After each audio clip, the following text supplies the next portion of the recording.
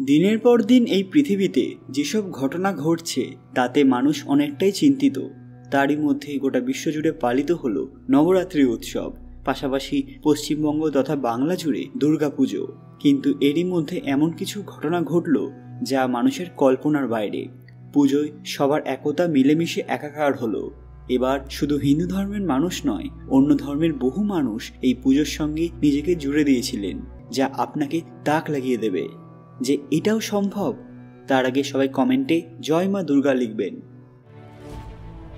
সকলকে পুরাণ কথা নতুন একটি ভিডিওতে স্বাগত। আজকে আপনারা জানবেন দুর্গাপুজোর সময় ঘটে গেল বড় মেলবন্ধন। ভিডিওতে এগোনোর আগে সবাই কাইন্ডলি আমাদের চ্যানেলটি সাবস্ক্রাইব করে নেবেন। প্রথম যে ঘটনার কথায় আসবো সেখানেই দেখা গেল সম্প্রীতির অভিনব মেলবন্ধন। দেবী দুর্গার পুজোর আয়োজক ছিল এক মুসলিম সম্প্রদায়। মুসলিম ধর্মাবলম্বীর হাতেই দুর্গাপুজোর শুভারম্ভ হয়ে যায়। এই গ্রামে হিন্দু এবং মুসলিম উভয় সম্প্রদায়ই একে অপরকে অত্যন্ত সম্মান করে। পুজোর 5 দিনও দুই সম্প্রদায় একসঙ্গে দুর্গাপুজোয় মেতে ওঠে। বীরভূমের এই গ্রাম দুই সম্প্রদায়ের সম্প্রীতির অভিনব উদাহরণ। মুসলিম অধ্যাসিত নানুরের পাপুরি গ্রামে হিন্দু সম্প্রদায়ের বসবাস প্রায় হাতে গোনা বলাই চলে। পুজো চলার সময় গ্রামের মুসলিম সম্প্রদায় মাথার ফেজ টুপি খুলে পুজো দেখেন, আবার আজানের সময়ও দুর্গাপুজো কিছুক্ষণ বন্ধ রাখা হয়। আর এই রীতি চলে আসছে অনেক বছর ধরে। জাঁকজমক এবং ঐশ্বর্যে ভরপুর এই পুজো খুব সুন্দর বার্তা বহন করছে।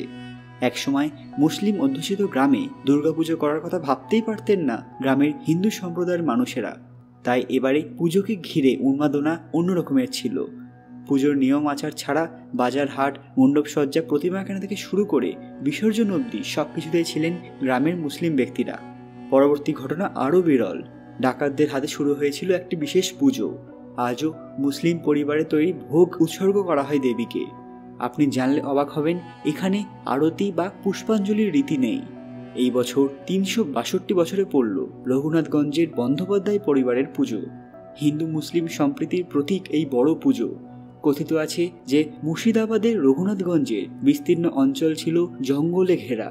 এই জঙ্গলে বসবাস ছিল ডাকাতদের। জঙ্গলের ভেতরে দুর্গাপুজো করত ডাকাতরা। জানা গিয়েছে যে একদিন যোধকমলের জমিদার শরৎচন্দ্র বন্দ্যোপাধ্যায় জমিদারি কাজ ছেড়ে জঙ্গলের ভেতর দিয়ে বাড়ি ফিরছিলেন। তখন তিনি ডাকাতদের পূজিত দেবী দুর্গার মূর্তি দেখতে পান। সেই রাতে শরৎচন্দ্রকে স্বপ্নাদেশ দেন স্বয়ং দেবী দুর্গা। দেবীর স্বপ্নাদেশেই ডাকাতদের পূজিত দেবী দুর্গার মূর্তি নিয়ে আসা হয় বন্দ্যোপাধ্যায় বাড়িতে। সেই মূর্তি প্রতিষ্ঠা করে পুজো শুরু হয়। পুজোতে কোনোরকম ফাঁকফোকর না থাকলেও দেবী পুজোয় সন্তুষ্ট ছিলেন না। পুনরায় দেবী স্বপ্নাদেশ দেন, জানান পুজোর প্রথম ভোগ কোনো মুসলিম পরিবারকে দিতে হবে। সেই সময় বগুড়া গ্রামে বাস করতেন মাত্র একজন মুসলিম মহিলা। তাকে পুজো দেওয়ার কথা বললে তিনি রাজি হননি। বলেন নিজের পেটে ভাত জোটে না, সে আবার পুজো দেবে কিভাবে। পরে দেবীর স্বপ্নাদেশ পেয়ে সেই মহিলা পুজো দিতে রাজি হন।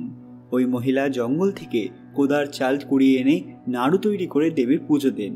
সেই রীতি মেনে প্রত্যেক বছর কোনো মুসলিম পরিবারের দেওয়া ভোগ প্রথমেই দেবীকে উৎসর্গ করা হয়, তারপর অন্যরা ভোগ দেন।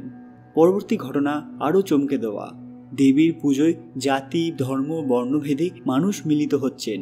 পুজোর প্রতিটি অংশ, প্রতিমার সাজ থেকে শুরু করে মণ্ডপ সজ্জা সবেতেই নানা স্তরের মানুষ সমানভাবে অংশ নিচ্ছেন। সম্প্রীতির বার্তা দিতে এবার মুসলিম মেয়ের কুমারী পুজো করেছিল নিউ টাউনের একটি ক্লাব। সাম্প্রদায়িক সম্প্রীতি ছড়িয়ে দেওয়ার জন্য নবমীতে কুমারী পুজোর সময় একটি মুসলিম মেয়েকে দেবী দুর্গা হিসেবে পুজো করার সিদ্ধান্ত নেওয়া হয়েছিল। প্রথমবারের মতো কুমারী পুজোর জন্য বেছে নেওয়া হয়েছিল সেই ক্লাবের পক্ষ থেকে। সেখানকার এক সদস্য জানান তাদের উদ্দেশ্য হলো ঐক্যের প্রচার করা, সমাজের সমস্ত বিভাজন দূরে সরিয়ে দেওয়া এবং ভ্রাতৃত্বের একটি শক্তিশালী বার্তা দেওয়া।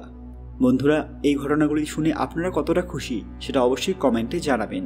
আর আজকের ভিডিওটি অবশ্যই লাইক করে কমেন্ট বক্সে জয় মা দুর্গা লিখতে ভুলবেন না।